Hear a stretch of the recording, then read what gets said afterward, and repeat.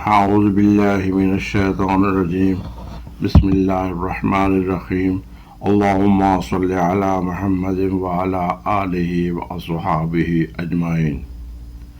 تاریخ میں بے شمار واقعات ایسے ہیں جو کہ بہت ہی سبق آموز ہیں، اور یہ واقعہ بھی انہی واقعات میں سے ایک ہے۔ خلیفہ ہارون الرشید کا ایک بیٹا تھا جس کی عمر تقریباً 16 سال تھی۔ وہ بہت کثرت سے زاہدوں اور بزرگوں کی مجلس میں رہا کرتا تھا۔ وہ اکثر قبرستان چلا جاتا، وہاں جا کر کہتا کہ تم لوگ ہم سے پہلے دنیا میں موجود تھے اور دنیا کے مالک تھے، لیکن اس دنیا نے تمہیں اجازت نہ دی حتیٰ کہ تم قبروں میں پہنچ گئے۔ کاش مجھے کسی طرح خبر ہوتی کہ تم پر کیا گزر رہی ہے اور تم سے کیا سوالات اور جوابات ہو رہے ہیں۔ اور اکثر قبرستان میں یہ شعر پڑھا کرتا تھا کہ مجھے جنازے ہر دن ڈراتے ہیں اور مرنے والوں پر رونے والیوں کی آوازیں مجھے غمگین کر دیتی ہیں۔ ایک دن وہ اپنے باپ ہارون الرشید کی مجلس میں آیا، اور ہارون الرشید کے پاس اور وزراء اور امراء بھی جمع تھے، اور لڑکے کے جسم پر ایک معمولی سے کپڑے کا لباس تھا۔ ارکان سلطنت آپس میں کہنے لگے کہ اس پاگل لڑکے کی حرکتوں نے امیر المومنین کو دوسرے بادشاہوں کی نظروں میں ذلیل کر دیا۔ اگر امیر المومنین اس کو تنبیہ کر دیں تو شاید یہ اپنی اس حالت سے باز آ جائے۔ امیر المومنین نے یہ بات سن کر اپنے بیٹے سے کہا کہ بیٹا، تو نے مجھے لوگوں کی نگاہ میں ذلیل کر رکھا ہے۔ یہ بات سن کر باپ کو تو کوئی جواب نہ دیا، لیکن تھوڑے دور ایک پرندہ بیٹھا ہوا تھا۔ اسے کہا، تجھے اس ذات کا واسطہ جس نے تجھے پیدا کیا ہے، تو میرے ہاتھ پر آ کر بیٹھ جا۔ تو وہ پرندہ اڑا اور آ کر لڑکے کے ہاتھ پر بیٹھ گیا، اور تھوڑی ہی دیر بعد اس لڑکے نے کہا کہ تو واپس چلا جا۔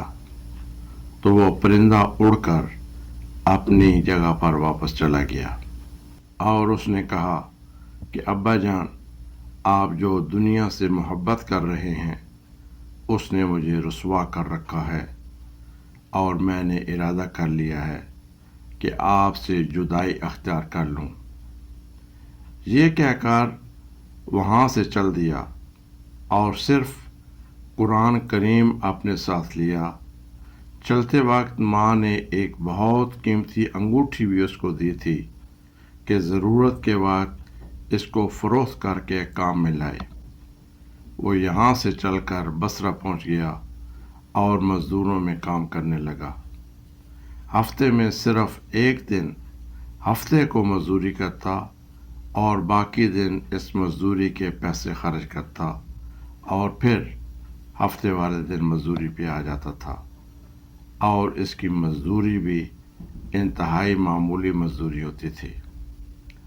ابو عامر بصری رحمۃ اللہ علیہ کہتے ہیں کہ میری ایک دیوار گر گئی تھی، اس کو بنوانے کے لیے میں نے کسی معمار کی تلاش کی، تو میں نے دیکھا کہ ایک انتہائی خوبصورت لڑکا بیٹھا ہے، اس کے پاس ایک ہتھیار ہے اور قرآن شریف دیکھ کر پڑھ رہا ہے۔ میں نے اس سے پوچھا کہ اے لڑکے، مزدوری کرو گے؟ تو کہنے لگا کہ کیوں نہیں کروں گا، مزدوری کے لیے ہی تو پیدا ہوئے ہیں۔ آپ بتائیں کیا خدمت مجھ سے لیں گے آپ؟ تو میں نے کہا کہ گارے اور مٹی کا کام ہے۔ تو اس نے کہا کہ 1 درہم اور 1 دانک مزدوری لوں گا، اور نماز کے اوقات میں کام نہیں کروں گا، مجھے نماز کے لیے جانا ہوگا۔ میں نے اس کی دونوں شرائط منظور کر لیں اور اس کو کام پر لگا لیا۔ مغرب کے وقت جب میں نے دیکھا تو اس نے 10 آدمیوں کے برابر کام کیا تھا۔ میں نے اسے مزدوری میں 2 درہم دینا چاہے، لیکن اس نے اپنی شرط کے مطابق زیادہ پیسہ لینے سے انکار کر دیا اور اپنی مزدوری لے کر چلا گیا۔ اور دوسرے دن میں پھر اس کی تلاش میں نکلا۔ وہ مجھے کہیں نہ ملا تو میں نے لوگوں سے تحقیق کی کہ ایک ایسی صورت کا لڑکا مزدوری کرتا ہے، کسی کو معلوم ہے کہ وہ کہاں ملے گا؟ تو لوگوں نے بتایا کہ وہ صرف ہفتے والے دن مزدوری کرتا ہے، اس سے پہلے وہ آپ کو کہیں بھی نہیں ملے گا۔ اس کا کام دیکھ کر مجھے اس سے ایسی رغبت ہو گئی تھی کہ میں نے 8 دن تک اپنا کام بند رکھا اور پھر ہفتے کے دن اس کی تلاش میں نکلا، اور وہ مجھے اسی طرح بیٹھا قرآن پاک پڑھتے ہوئے ملا۔ میں نے سلام کیا اور مزدوری کرنے کا پوچھا۔ اس نے وہی شرائط بیان کی، میں نے منظور کر لیں اور وہ میرے ساتھ آ کر کام میں لگ گیا۔ مجھے حیرت ہوئی تھی کہ اس نے پچھلے ہفتے میں اکیلے 10 آدمیوں کا کام کیسے کر لیا۔ تو میں چھپ کر اس کے کام کرنے کا طریقہ دیکھنے لگا، تو میں نے دیکھا کہ وہ گارا بنا کر دیوار پر ڈالتا ہے اور پتھر خود بخود آپس میں جڑتے جاتے ہیں۔ مجھے یقین ہو گیا کہ یہ کوئی اللہ کا ولی ہے اور اس کی غیب سے مدد کی جاتی ہے۔ جب شام ہوئی تو میں نے اسے 3 درہم دینا چاہے، لیکن اس نے انکار کر دیا کہ میں اتنے درہم کا کیا کروں گا، اور 1 درہم اور 1 دانک لے کر چلا گیا۔ میں نے ایک اور ہفتہ پھر انتظار کیا اور پھر اس کی تلاش میں نکلا، مگر وہ مجھے کہیں نہ ملا۔ میں نے لوگوں سے تحقیق کی تو ایک شخص نے بتایا کہ وہ 3 دن سے سخت بیمار ہے اور فلاں ویرانے جنگل میں پڑا ہے۔ تو میں نے ایک شخص کو اجرت دے کر راضی کیا کہ مجھے اس جنگل تک پہنچا دے۔ وہ مجھے ساتھ لے کر اس ویران جنگل میں پہنچا تو میں نے دیکھا کہ وہ بے ہوش پڑا ہے اور آدھی اینٹ کا ٹکڑا اس کے سر کے نیچے رکھا ہوا ہے۔ میں نے سلام کیا تو اس نے جواب نہ دیا۔ میں نے دوسری مرتبہ سلام دیا تو اس نے آنکھیں کھولی اور مجھے پہچان لیا۔ میں نے جلدی سے اس کا سر اینٹ سے اٹھا کر اپنی گود میں رکھا تو اس نے سر ہٹا لیا اور کہا کہ دوست، دنیا کی نعمتوں سے دھوکے میں نہ پڑو۔ عمر ختم ہونے جا رہی ہے اور سب نعمتیں بھی ختم ہو جانے والی ہیں۔ جب کوئی جنازہ لے کر قبرستان جاؤ تو سوچنا کہ اس طرح ایک دن تیرا بھی جنازہ اٹھایا جائے گا۔ اس کے بعد کہا کہ ابو عامر، جب میری روح نکل جائے تو مجھے نہلا کر انہی کپڑوں میں کفن دے دینا۔ تو میں نے کہا کہ میرے محبوب، اس میں کیا حرج ہے کہ میں تیرے کفن کے لیے نئے کپڑے لے آؤں؟ تو اس نے جواب دیا کہ نئے کپڑوں کی زندہ لوگوں کو زیادہ ضرورت ہے۔ لڑکے نے کہا کہ کفن نیا ہو یا پرانا، وہ سیدھا ہو ہی جاتا ہے۔ آدمی کے ساتھ تو صرف اس کا عمل ہی رہتا ہے۔ اور میری لنگی اور لوٹا قبر کھودنے والے کو مزدوری میں دے دینا، اور یہ انگوٹھی اور قرآن شریف ہارون اور رشید تک پہنچا دینا، اور اس کا خیال رکھنا کہ خود انہی کے ہاتھ میں دینا، اور یہ کہہ کر دینا کہ یہ ایک پردیسی لڑکے کی میرے پاس امانت ہے، اور وہ آپ کے لیے یہ کہہ کر گیا ہے کہ آپ کے حوالے کر دوں۔ اس نے اتنا کہا اور اس کی روح نکل گئی۔ اس وقت مجھے معلوم ہوا کہ یہ لڑکا شہزادہ تھا۔ اس کی وفات کے بعد اس کی وصیت کے مطابق میں نے اس کو دفن کر دیا اور دونوں چیزیں گورکن کو دے دیں، اور قرآن شریف اور انگوٹھی لے کر بغداد پہنچا۔ جب قصر شاہ کے قریب پہنچا تو شاہی سواری نکل رہی تھی۔ میں ایک اونچی جگہ پر کھڑا ہو گیا۔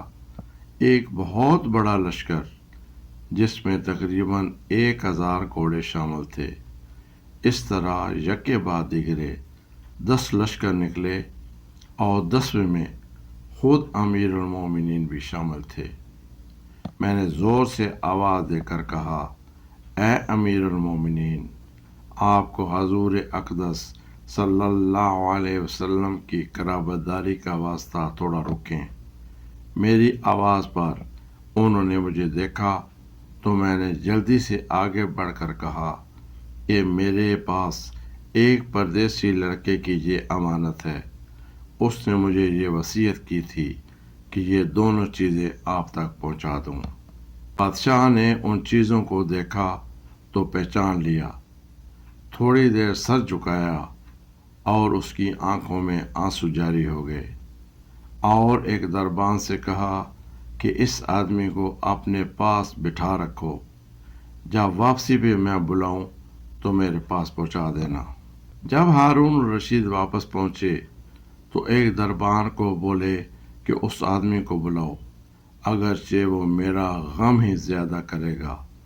تو دربان میرے پاس آیا اور کہنے لگا کہ امیر المومنین نے بلایا ہے، لیکن بات مختصر کرنا۔ میں نے دیکھا کہ وہ بالکل تنہا بیٹھے ہوئے تھے اور فرمایا کہ میرے قریب آ جاؤ، اور پوچھنے لگے کہ کیا تم میرے اس بیٹے کو جانتے ہو؟ تو میں نے کہا جی میں جانتا ہوں۔ کہنے لگے وہ کیا کام کرتا تھا؟ تو میں نے کہا کہ گارے مٹی کی مزدوری کرا کرتے تھے۔ کہنے لگے کیا تم نے بھی اس سے کوئی کام کروایا تھا؟ تو میں نے کہا جی ہاں۔